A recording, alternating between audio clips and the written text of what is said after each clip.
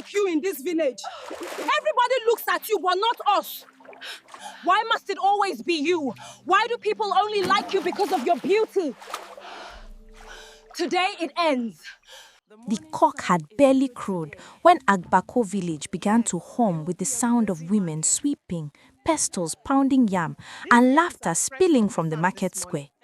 But this morning, all conversations circled around one name, Ne. Have you seen Chief Ugo's daughter? That girl is finer than the morning sun. I pity her mother. That kind of beauty attracts trouble. Ne, the only child of Chief Ugo and Mama Ne, was said to be the most beautiful maiden Agbako had ever seen. Her skin glowed like roasted palm kernel, her eyes like the moon after rain, and her laughter could still an argument. Every man, young and old, wanted to marry her. Her father, Chief Ugo, a respected hunter turned elder, knew what envy could do to beauty. He often said, when the yam grows too big, it hides itself under leaves. So he hid his daughter. For 18 years, Ine rarely left the compound except to go to the stream or the market with her mother. Her father's words followed her everywhere like a shadow. Beauty can build a home, but it can also burn one down, he'd tell her. That afternoon, as the sun leaned west, 3 girls sat under an udala tree whispering, Ireti, Ekanem, and Oma. They were the jewels of Agbako, the ones who turned heads before Ne came of age. But since she appeared, their shine had dimmed. Ireti spat into the dust. Since this Ne started coming to the stream, even chicken no longer greets me. Ekanem laughed bitterly. He was at her father's compound last night again, bringing palm wine. Can you imagine? Oma, the most composed of them, folded her arms. Let her enjoy her little fame. Beauty fades. But her voice shook. Even she didn't believe her words. Meanwhile, in Chief Ugo's compound, Mama Ne tied her wrapper tightly around her waist and called out, Ne, come help me with this pepper. We must finish before your father returns. Ne came running, her anklet jingling. I'm here, Mama. Hey, my daughter, be fast, Biko. Your father said men came again this morning to ask for your hand. Ne groaned softly. Again?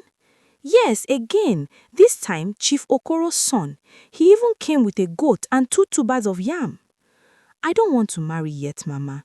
I want to see what lies beyond this village. I want peace, not just a man. Mama Ne smiled sadly. You talk like your father sometimes, always dreaming of what lies beyond. But remember, a woman's beauty draws both love and envy. Choose your path wisely. That evening, Chief Ugo sat on his stool, sipping palm wine as Ne served him. My daughter, do you know how many young men have stood before this hut because of you? Ne, I heard, Papa. And yet you turn all of them down. Why? Because none of them see me, Papa. They only see my face. Chief Ugo chuckled. You have your mother's stubbornness. But listen to me, Ne. A woman who waits too long for perfection may wait forever. She smiled faintly. Then let me wait forever, Papa. Her father shook his head. You are fire. I just hope you do not burn yourself. The morning mist in Agbako village was calm, soft, and gentle, just like Ne's spirit. Birds sang across the forest line as women moved with clay pots on their heads, chattering about market prices and gossip.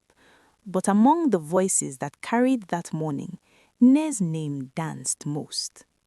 She is too beautiful to be human, one woman whispered. Her beauty will bring her trouble, another replied, shaking her head. And perhaps, somewhere in that conversation, the gods had already nodded. Since Ne turned 18, peace had left the hearts of 3 girls, Ireti, Ekanem, and Oma, the once inseparable daughters of Agbako. Before Ne, every man in the village bowed to their charms. They were called the 3 moons, bright enough to light up the night festivals.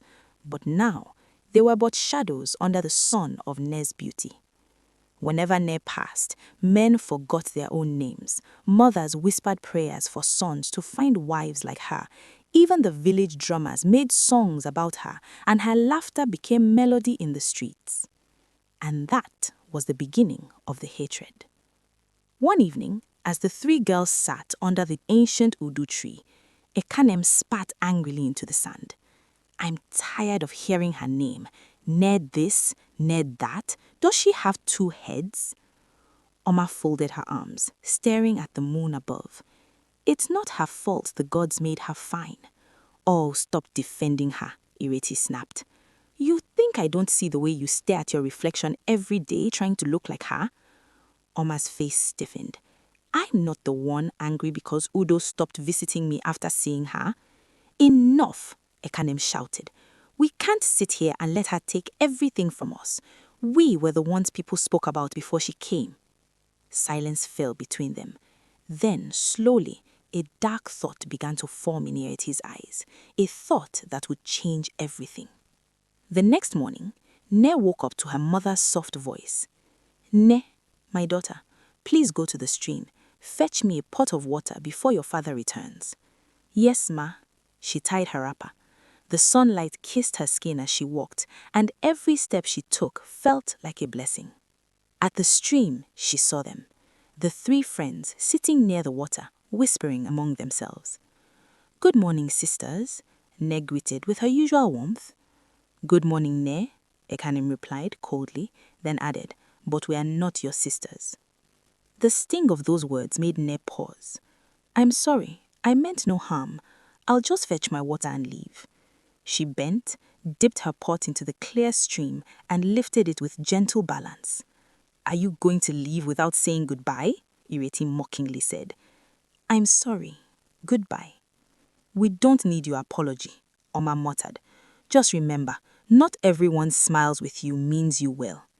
Ne said nothing. She simply walked away, graceful as always, her silence louder than any argument. That evening, she told her mother what happened at the stream. Her mother listened, sighing. You did well, my daughter, but be careful. Envy hides behind laughter.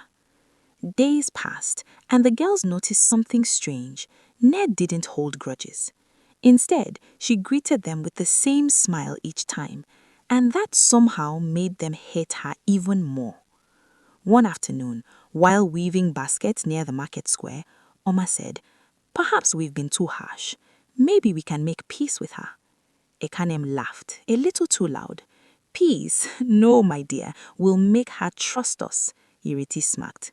Then what? Oma hesitated. Then she'll know how it feels to lose everything, just like we did. And that was how the plan began. The following morning, as Ne walked past the palm grove, she heard familiar voices. Ireti, Ekanem, Oma. Yes, sister, Ekanem replied cheerfully. We were just talking about you. Ne stopped, surprised. About me? Yes, Oma said, smiling sweetly. We've been foolish. We want to be friends again. We even found a new stream, cleaner and fresher than this one. We want to show you. Ne's eyes brightened. Her heart was soft, forgiving. Really? Yes, Iriti said, forcing a smile. Come tomorrow. You'll love it. The next day, the forest sang with birds as they walked, 4 maidens, laughing as though nothing had ever gone wrong. But the deeper they went, the quieter it became. Are you sure this is the right way? Ne asked, adjusting her pot. Of course, Ekanem said, forcing a laugh. Just a little further. Ne looked around. It feels strange here. That's because people don't come here often, Iriti said quickly. But the water is pure, you'll see. They reached a clearing, a circle of trees with a deep hole in the center covered with dry leaves. This is it, Oma said softly, her voice trembling slightly. Ne walked closer. I don't see any stream. Look deeper, Iriti said. Bend and see. And as Ne bent forward, before she could speak again, a strong push sent her screaming into darkness. The sound of her cry echoed through the forest, swallowed by silence. The 3 girls stood frozen, hearts pounding. What have we done? Oma stuttered, her hands shaking. You pushed her, Ekanem snapped. No, you did, Iriti fired back. You said we would only scare her. She's gone, Oma whispered, trembling. We have to go, now. They covered the well with dry branches and ran through the forest, through their guilt, through their fear. When Ned didn't return home by nightfall, her mother's heart began to race. She has never stayed this long, she said, pacing the compound. Chief Ugo frowned, gripping his walking stick. Send word to the search party. No one sleeps until my daughter is found. The entire village moved into the night with torches and drums. They called her name into the darkness. Ne, ne, ne. But only the forest answered. At the stream, they found her footprints. Then nothing more. Days turned to weeks. The market grew silent. Even the three girls avoided each other, fear eating them alive. Ireti couldn't sleep, haunted by Ned's scream. Ekanem started skipping meals. Oma, the softest of them all, cried every night until her eyes swelled. Meanwhile, Chief Ugo sat in front of his hut every evening, staring into the forest, waiting for the daughter who might never return. And far away, deep in the forbidden part of the forest, under the earth and dust, Ness still breathed, weak but alive. Her voice, faint and broken, began to sing. A song for her mother, a song for her life, a song for the gods, if they still remembered her. The days blurred together for Ne. Days without light, without warmth, without her mother's voice calling her home. When she first hit the bottom of the dry well, pain sang through every bone in her body. Her pot had shattered beside her, and her forehead was bleeding. She tried to cry out, but her voice broke into the thick silence. She had screamed for hours until her throat ached, screamed until even Hope got tired of listening. And then, when her tears dried, she began to sing. It was a song her mother taught her as a child, a lullaby meant to keep bad spirits away. But now it was her company, her sanity. Her voice, faint and cracked, floated upward through the narrow well, brushing against the wind. Above her, the sky changed colors from blue to grey to black and back again, but she couldn't tell the difference anymore. She just sang. Mama gide ma, negide ma. Her voice echoed through the roots and stones. Far away, in the forest that joined Agbako and Isenem villages, a young hunter named Akugo moved silently with his bow and quiver. He was lean, strong, and known for hunting alone, a man who understood the forest better than he did people. That afternoon, he followed the tracks of a wounded antelope, but instead of animal cries, he heard something else, a voice. It was distant, fragile, yet hauntingly beautiful. He froze. Who sings in the forbidden forest? He whispered to himself. He listened again. The voice rose, soft and trembling, carried by the wind. It was not an animal. It was human. Akugon tightened his grip on his spear. Could it be a spirit? He muttered, glancing at the rustling trees. But something in the voice, its weakness, its pain, drew him closer. He followed the sound, step by step, until he reached the old part of the forest where even hunters rarely went. There, surrounded by fallen leaves, he saw a strange circle of ground that looked disturbed, and then, faintly, he heard the voice again. He bent down, brushed the leaves aside, and gasped. There was a hole, deep, dark, and echoing with the faint song of a dying girl. "Hello?" he called. The singing stopped. "Is someone there?" Silence. Then, weakly, "Help me." Hakugon's eyes widened. "By the spirits, there's someone down there." He tied a rope to the nearest tree, fastened the end around his waist, and began to climb down carefully, whispering, "Hold on, whoever you are, I'm coming." The air was damp and heavy. His torchlight fell on her, a girl covered in dirt, her eyes barely open, her lips dry and cracked. When their eyes met, he stopped breathing for a moment. He had never seen such a face. Even hidden beneath dust, her beauty shone faintly through like sunlight in shadow. "Please, don't be afraid," he said softly, reaching her. "I'll take you out of here." Ne tried to speak, but only tears came. Akugon wrapped her in his hunting cloth, tied the rope around them both, and began the slow climb back to life. When they reached the surface, Ne collapsed into his arms, her chest rising weakly. He gave her water from his gourd, watching as she drank in trembling gulps. "Who did this to you?" he asked quietly. Nne shook her head. "Please, take me away from here." Akugon didn't return to Agbako that night. He carried her through the forest to his village, Isenem, and laid her in his mother's hut. His mother, a kind widow named Mama Ibeli, gasped when she saw the state of the girl. "My son, what happened to her?" "She was trapped in a well, alone for days," he said. Mama Ibeli knelt beside Nne, her eyes full of pity. "Poor child, get the herbs, heat some water, quickly." For the next 3 days, they nursed her back from the edge of death. Nne slept, woke, and slept again, haunted by flashes of the well, of falling, of laughter that turned to screams in her dreams. Akugon stayed by her side, cleaning her wounds, feeding her gently. He didn't ask her name until the 4th day. "Who are you?" Her voice trembled. "Nne, daughter of Chief Ugo of Agbako." He froze. "Chief Ugo's daughter? The one who went missing?" She nodded weakly. For a long moment, Akugon said nothing. He had heard the rumors. They said she was taken by spirits, that the forest had swallowed her whole. But now she was here, flesh and breath, alive before his eyes.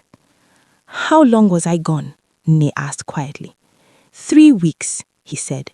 "Your people must think you dead." Nne's eyes filled with tears. "My mother, she must be broken." Akugon nodded. "We'll send word, but first you must regain your strength." In Agbako, that same week, Chief Ugon ordered a farewell ceremony. Drums beat slowly in the square as villagers gathered. A white cloth was spread on the ground and a calabash of palm wine sat beside it, a sign that his soul had left the world. "Today," the chief said, his voice trembling, "we bid farewell to my daughter, Nne. May her spirit find peace among the ancestors." Women wailed and men bowed their heads in silence. And among them stood Ireti, Ekanem, and Oma, dressed beautifully, faces calm but hearts racing. Oma's hands trembled as she poured sand onto the cloth.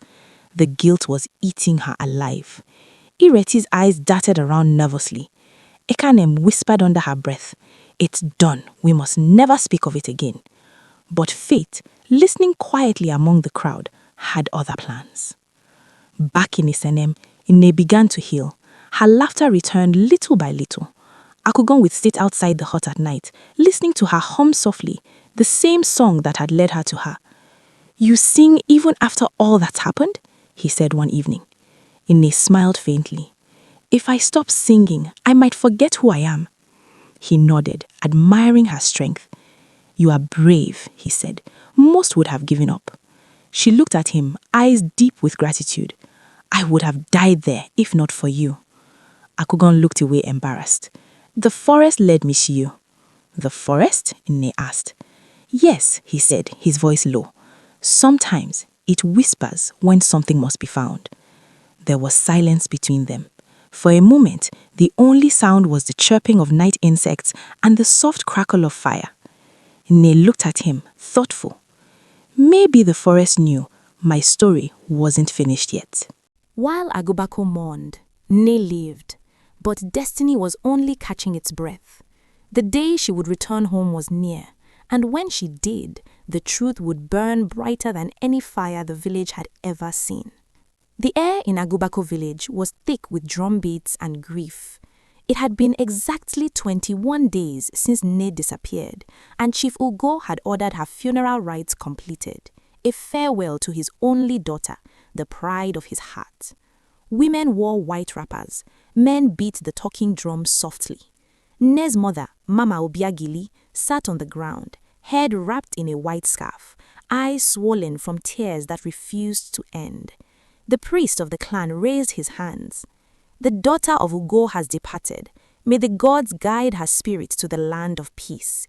May her beauty never fade among the ancestors." Chief Ugo's jaw tightened, his voice cracked. "She was my joy, my pride, and my punishment for daring to dream too much." The people echoed with low murmurs. And through it all, at the back of the crowd, stood the 3 girls, Ireti, Ekanem, and Oma. Their faces glowed with false sorrow. They clapped softly, heads bowed, but their hearts thumped hard. Oma whispered under her breath, "We did what we had to." Ireti replied quickly, "Then why do you tremble?" Ekanem hissed, "Stop talking, someone will hear." They thought the gods were silent. They were wrong. At that very moment, deep within the forest path leading into the village, Ne walked beside Akugo, the young hunter who had saved her life. Her steps were steady, but her heart raced faster than her feet. "I can't believe this," Ne whispered, her eyes glistening. "They'll think I'm a ghost." Akugo smiled faintly. "Then let them see what kind of ghost returns from the well." He had offered to go ahead of her, but Ne insisted on walking in by herself. She wanted the people to see her with their own eyes, to feel the shock in their bones. Her body was thinner now, her skin marked with faint scars, but her eyes, those bright, alive eyes, were the same. The sound of the village reached her ears. Drums, songs, the priest's chants. She stopped. "Do you hear that?" she said softly. Akugo nodded. "Your funeral." A shiver ran through her. "Then let's not keep them waiting." At the village square, the priest lifted a gourd of palm wine to the sky. "This is the drink of departure. May her soul rest." He froze. The crowd began to murmur. Someone gasped, "Papa, look!" The drums stopped. All eyes turned to the forest path, and there she was, Ne, walking barefoot, her hair loose, wearing a simple wrapper Akugo's mother had given her. Beside her stood Akugo himself, carrying a small hunting bag over his shoulder. For a heartbeat, no one moved. Then Mama Obiageli screamed, "Ne!" She ran, stumbling through the crowd, tears bursting from her eyes. Chief Ugo's jaw dropped. His staff of office slipped from his hand and hit the ground. The villagers shouted. Women fell to their knees. "The dead returns. The gods have answered. It's Ne. Ne has come back." Mama Obiageli wrapped her daughter in her arms, crying uncontrollably. My child, they said you are gone. They said you are dead." Ne wept too. "Ma, I wanted to come home. I tried." Chief Ugo moved closer, still trembling. Who did this to you, Ne?" The crowd grew silent again, waiting. Even the wind seemed to hold its breath. Ne looked at the faces around her, then at the three girls standing apart, their fake smiles frozen. "I was not taken by spirits. I was taken by envy." The people murmured. "Envy?" Ne's voice rose. "Yes, the ones I called sisters. They pushed me into a dry well in the forest." The crowd gasped. Chief Ugo's staff clattered again as he staggered backward. Mama Obiageli clutched her chest. "Who, my daughter? Who did this?" Ne turned slowly, her eyes burning. Her gaze landed on the three trembling girls, Ireti, Ekanem, and Oma. The village erupted in chaos. The crowd surrounded them in fury, shouting, "Witches, evil ones, how could you?" Oma fell to her knees, sobbing, "Please, it wasn't supposed to happen. We didn't mean for her to die." Ireti stammered, "We were angry. She took everything from us." Ekanem screamed, "We just wanted her gone for a while." Chief Ugo's face turned red with rage. "You wanted her gone? You almost buried her alive." The guards seized the three girls. Oma screamed louder, "Please, Chief, we didn't know she'll survive that fall."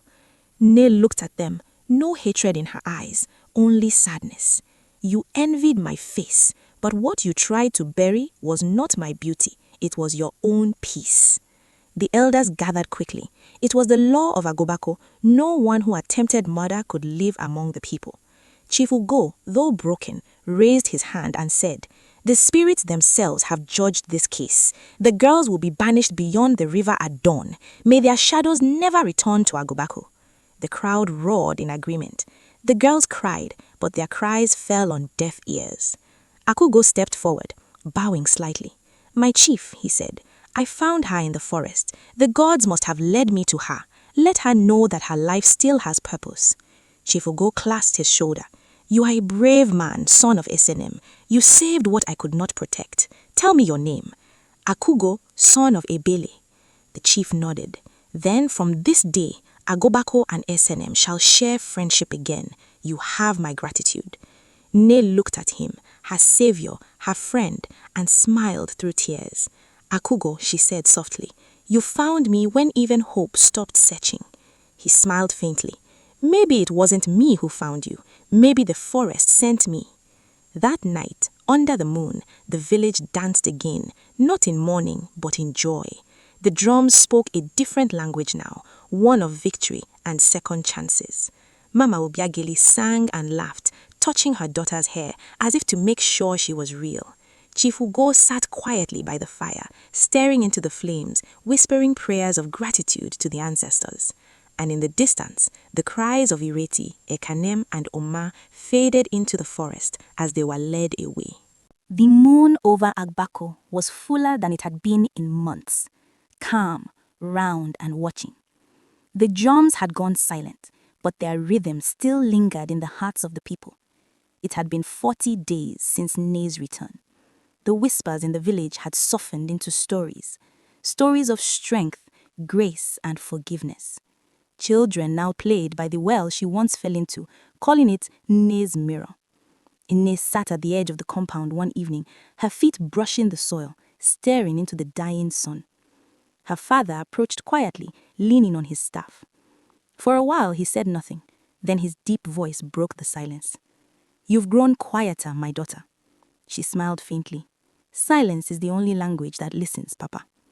Chifugo nodded slowly. The elders say a woman who has seen death carries two hearts, one that beats for the living and one that beats for wisdom. He sighed. But I am an old man. I wish I could have protected you from what you saw. Ine turned to him. You protected me by teaching me not to lose myself, Papa. Even in darkness, I remembered who I was.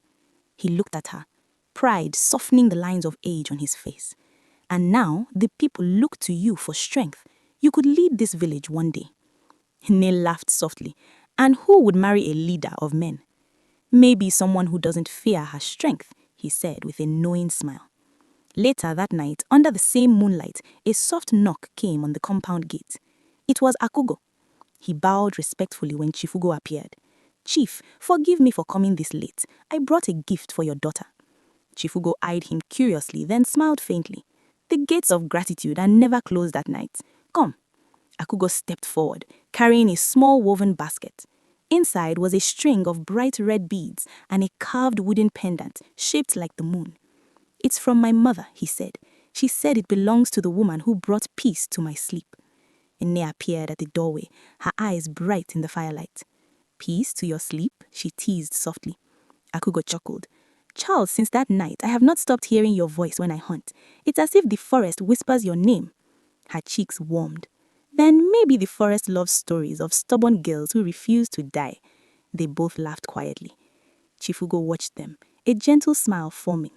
The forest chooses wisely, he murmured, turning away to give them space. Days passed. The bond between Ine and Akugo deepened. They often walked together, to the farms, to the rivers, to the hills that overlooked Agbako. She spoke of forgiveness. He spoke of courage. Together, they taught the children to sing again by the well. When the planting season began, Akugo came again, this time not with gifts, but with his kinsmen from Isenem. He stood tall before Chifugo. Great chief, the forest once took your daughter, but it gave her back through my hands. I ask now, with respect, that I may keep her safe in my arms. The square grew silent. Ine's eyes filled with tears, not of fear, but of something larger. Chifugo looked from one to the other. When the gods restore what was lost, they do not expect us to hide it again. He raised his staff. Then let it be known, the hunter who saved my daughter shall walk beside her as husband, friend, and protector of Agbako. The crowd erupted in cheers. Drums began to beat again. Mama Obiageli wept with joy, tying a red scarf around her daughter's wrist. That night, as the village celebrated, Ine and Akugo sat apart near the well, her well. The moonlight danced on the water's surface. Ine whispered, This place once swallowed me, but now it reflects my face. Akugo looked at her, his voice low. Maybe because you were never meant to drown. The world needed your story to remind us that even the pit has a door if you look up long enough. She smiled. And you, Akugo, what do you need? He paused. to keep looking up if you'll stand beside me. She touched his hand gently. Then look no further. They said she was gone forever, but she lived, not because fate was kind, but because grace chose her. In a world where envy destroys, love rebuilt, where darkness buried, hope rose again with a hunter's courage and a daughter's heart. This is Nee's story. A reminder that no matter how deep the well, there is always light above, if only you dare to look up. What do you think? Was forgiveness the right choice, or should Nne have let vengeance speak for her? Tell us what you think in the comments below and where you're watching from. Your thoughts might shape our next story. And if you felt Nne's journey, if her story touched something inside you, tell us what you think in the comments below and the country where you're watching from. Your thoughts might shape our next story. And don't also forget to like this video, subscribe, and turn on notifications so you never miss our next tale. Because here, we don't just tell stories, we remind the world that every soul has a story worth telling.